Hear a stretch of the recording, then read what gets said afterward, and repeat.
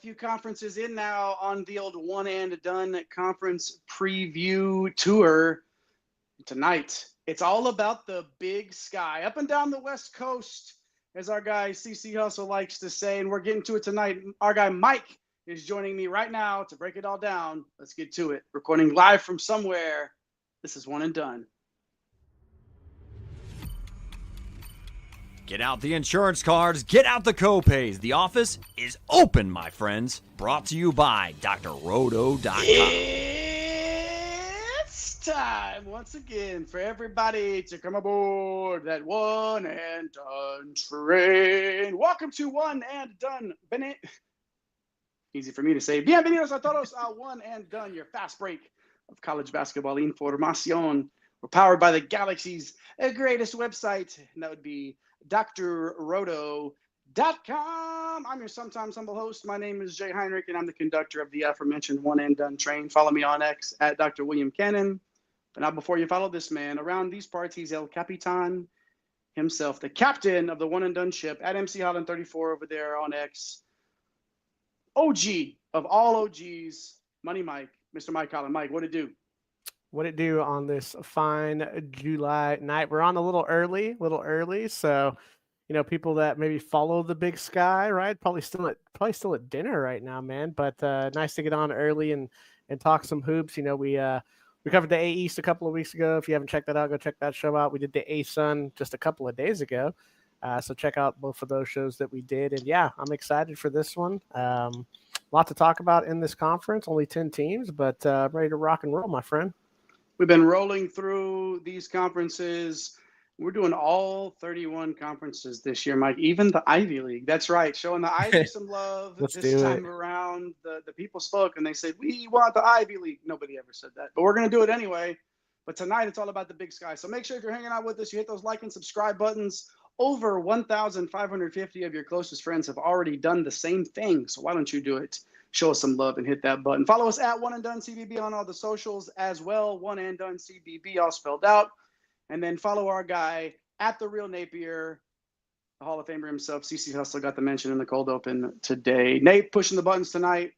Eric the Blue getting you those graphics that you're going to see later on as well at Fantasy Net, the best fantasy content you can do. That's all the One and Done crew. And of course, you as well, part of the One and Done universe. So do your part in that universe and hit the like and subscribe buttons. We are on a little earlier than normal, Mike. I don't know if we're going to get our normal liveliest live chat in all of college hoops. I hope you show up. Maybe we'll see. I bet we'll get a couple of them in because we know some OGs in the chat have those notification bells turned on. So hope to see you in the live chat soon, everybody. All right, Mike, let's get to it. It's Big Sky time, 2025 Big Sky. That's one of the best conference logos right there underneath my name, in my opinion. I love the Big Sky logo.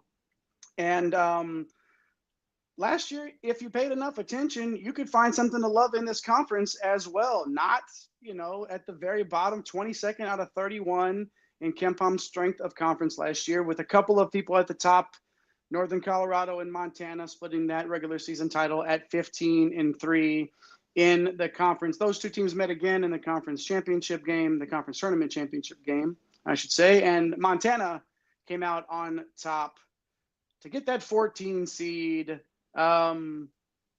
That's about it, though. I mean, a couple of good teams at the top, and we feel like this is going to we'll get to it later when we get to our high tier, but there's more than a couple of teams that we feel like are going to be able to maybe make some noise in this conference. Any thoughts that you have before we dive into those tiers? Yeah, so first thing I want to mention, you just mentioned they got that 14 seed, ended up losing to Wisconsin, and this conference is searching for an NCAA tournament win.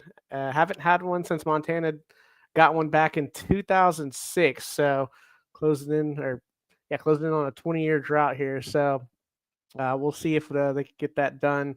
We have some quality teams in the conference this year. Last year, it wasn't a problem of shooting the ball. This conference as a whole was fifth in the country in effective field goal percentage. So these guys could really light it up last year, and I think you'll see some of that returning and being brought into the conference as well. But half of the league was bottom 300 in KenPom and adjusted defensive efficiency. So that's where the problems lie, which is where a lot of the lower mid majors have issues with, is typically size, especially when you start playing teams like Wisconsin and Kansas, Arizona, your Power 5 programs that just have bigs that can do so many things. So when you look at it as a whole, pretty quiet around the coaching carousel. One big name that we'll talk about joining the conference along with the GM. And the conference, as per usual, was picked apart by the transfer portal, but really every conference is. But we're going to toss out some names that are coming in that we think are going to be key. And let's get to it, my man. A couple of names that even casual basketball fans will definitely recognize coming up later on that coaching carousel, but not before we get to the low tier first. So hit those like and subscribe buttons, everybody.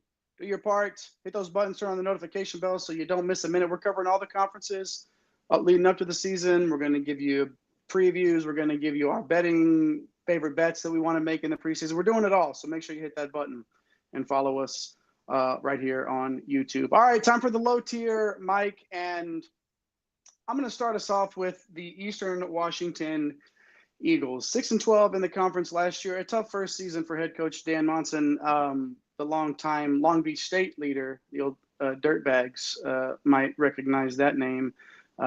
This year for the Eagles, depth, it feels like the major concern here. And we were talking about this in the pre-show meeting. I was like, I really had to go confirm today because I know we've done some of the work on these conferences ahead of time. Literally 8 players on the roster. Literally 8. So when you talk about depth being a problem, it's literally right there in front of you. Only 8 players listed on the active roster at this moment. Maybe some positives here. Let's try to take some positives away. Andrew Cook averaged almost 16 points for them last year. And then UC Riverside transfer Isaiah Moses as well will join him, average a dozen points last year for Riverside. But again, this is another example of a team whose defense will struggle, and the Eagles project to be well below average. It's hard to pick out the upside here, Mike, just because there's only these 8 guys and a couple of known scorers. A couple injuries. It doesn't matter. Exactly. It doesn't matter what you have in front of you. Like, if this is what you're working with right now, even if you get to 10 or 12 guys, is that really going to be, and maybe Coach Monson can pull it off, but tough outlook for the Eagles, Mike.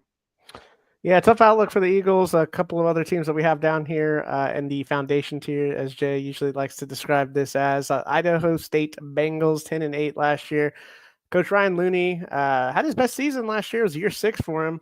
But going into year 7, he's facing a major rebuild. He lost his star player in guard Dylan Darling. He averaged nearly 20 points per game. He's off to St. John's, and most of the core is gone. So Evan Otten is back. He's the Big Sky Freshman of the Year, averaged 5 points per game, 2 blocks per game. So we talk about a lot of these teams struggling defensively. He'll at least be in there to anchor the paint. But the rest of this roster, just a lot of unknowns. It feels like there's going to be a step back inevitable here. You got a lot of JUCO guys in the IA. Now, obviously, these guys can – we see this all over the mid-major conferences, right? A couple of these guys break out. Now you're talking about moving into the mid-tier being really competitive. But as we see it right now in late July, Idaho State down here in the lower tier. And then Weber State, a team that first couple of years we were doing the podcast, they were up there at the very top because they had a guy named Dylan Jones who was a absolute beast. But, man, it's pretty tough with life without him last year, falling to 5 conference wins. And that's what happens. Your offense and your defense really regressed last year under Coach Eric Duff. They're now going to be projected to be one of the least experienced teams in the entire country. So I think for any real progress, you're probably going to need a breakout season from someone like Nigel Burris. He's shown some flashes at the forward position. Then D2 transfer guard Tajon Siney, he lit it up for Western Washington, which is a D2 school. But we just have too many unknowns to feel really comfortable about it. But I wouldn't doubt Coach Duff. I wouldn't be surprised if they were competitive night in and night out, if they find a gym or two. But, for Weber State and Idaho State, it's just kind of tough to project that with what else we have in this conference. I'd have to say that of those 3 teams in that foundation, as we do like to say, not necessarily, we don't like to call them the low tier, the foundation of the league.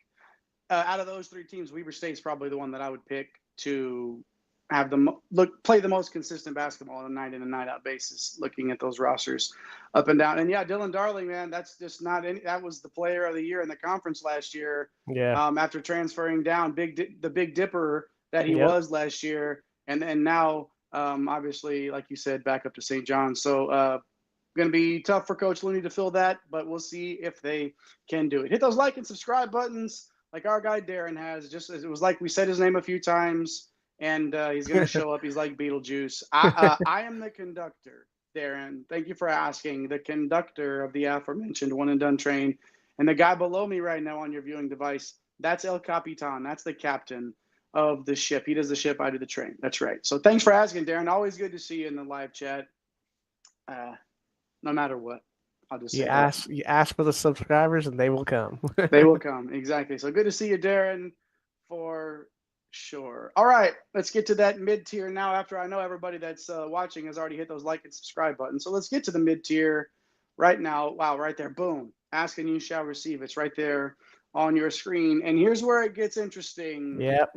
Mike. And this is like, how do you quantitatively measure the impact of not only Shaquille O'Neal, yes, Shaquille O'Neal as the general manager for Sacramento State, but also your head coach is Mike Bibby.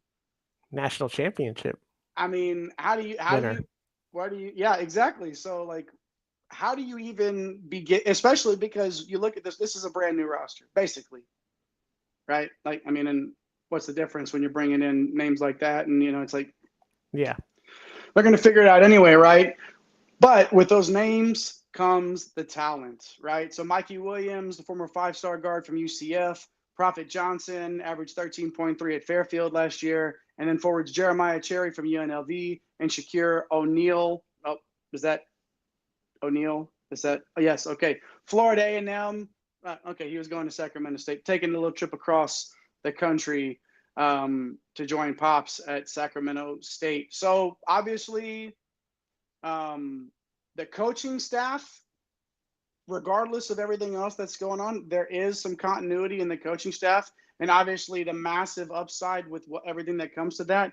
But it's the defense. Another example of the defense, right? So this is going to be a super competitive team, night in and night out. It's going to be fun to watch Shaquille O'Neal in this role and have to answer those questions. And it's not like, former basketball players and members of the media that have gone into the college game recently have had a ton of success, so that do their own podcasts. And, we'll get into that on, at another conference preview show. But, will Shaq be able to do that? This is the Shaq and Mike Bibby show, right? These players know what they're getting into, though. And I'm excited to see.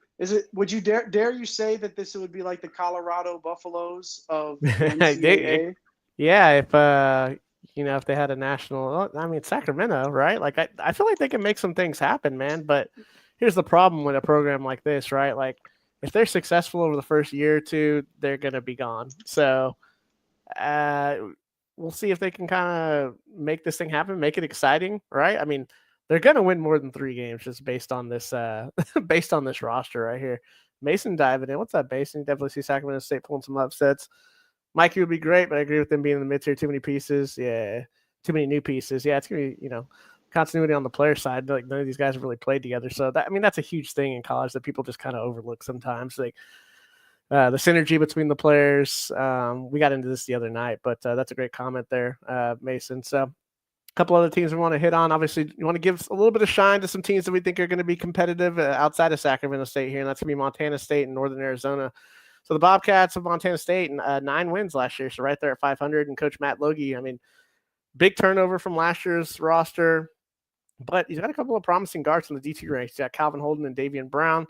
Their real strength right here is going to lie in the front court, though, because you just talked about Dylan Darling, right? Him dipping down, and now he's going back up. Well, we've seen this a lot over the last couple of years.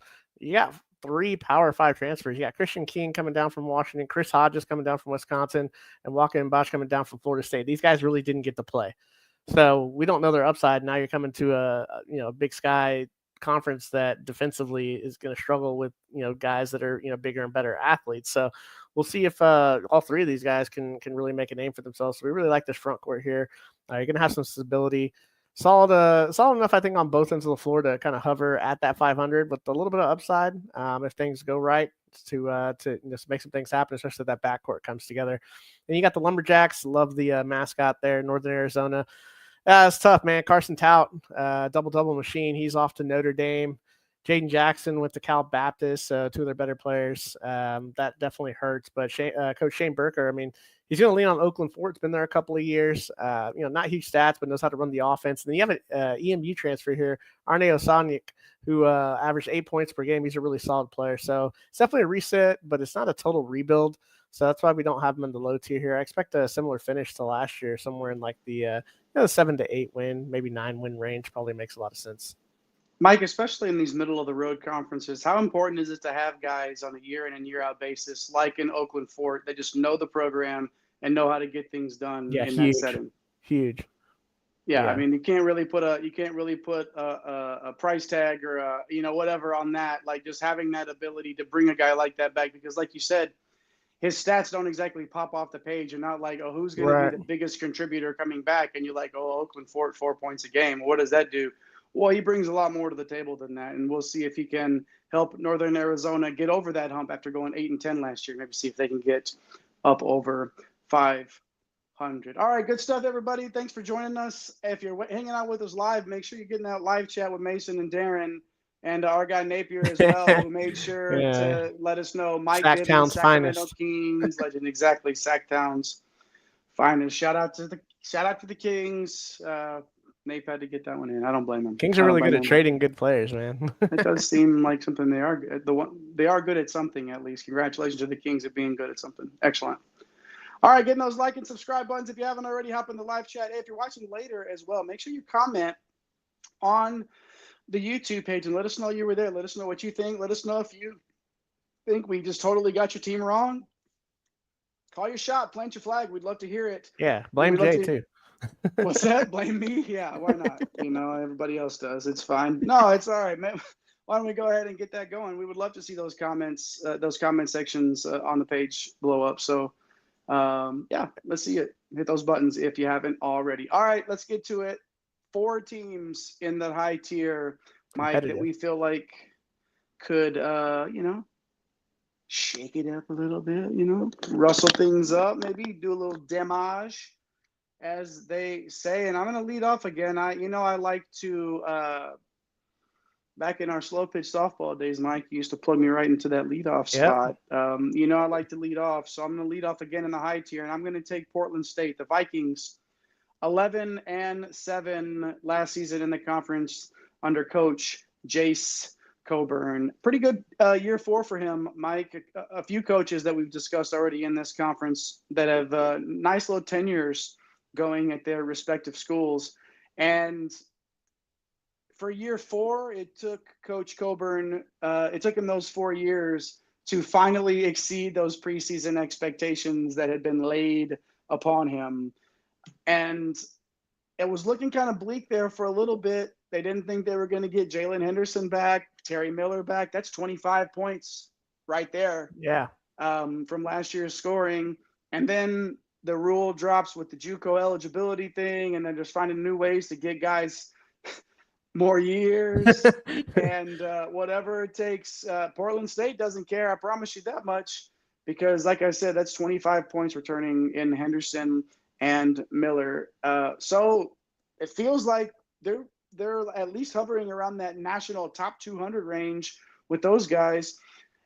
And not only that, they're one of the most experienced teams in the country. So yeah, that's one of those reasons why when you figure out a way to keep a core together, you got a coach there that's had his whole system installed now for, what would have been what we used to refer to as recruiting cycles for 4 years. You guys remember those days? Yeah, I remember But those. he's been there long enough to really establish that culture. And now you've got proven guys coming back.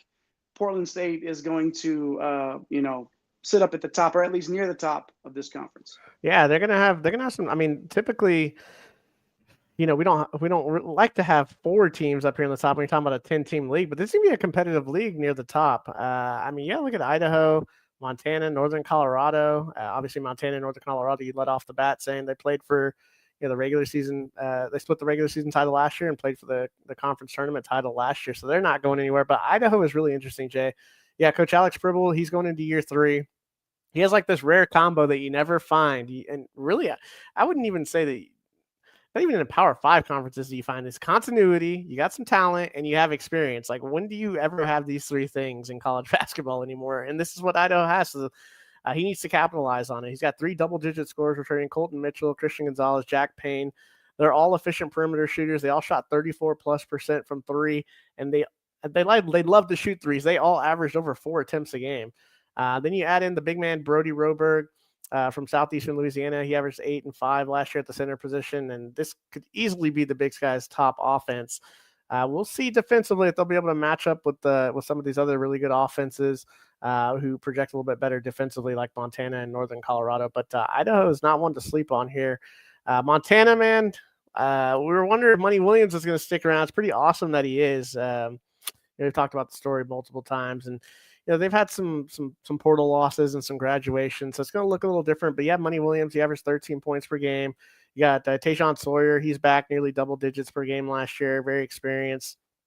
And we don't really have a full roster yet. We don't have an official roster on their website, but we expect Hayden Betts, a Minnesota transfer, to kind of be a breakout candidate. And Coach Travis Shakir, he consistently has this Grizz team competing. So I don't think this year is going to be any different here. And then to finish it off, Jay, Northern Colorado, Coach Steve Smiley, he just continues to flirt with an NCAA tournament berth.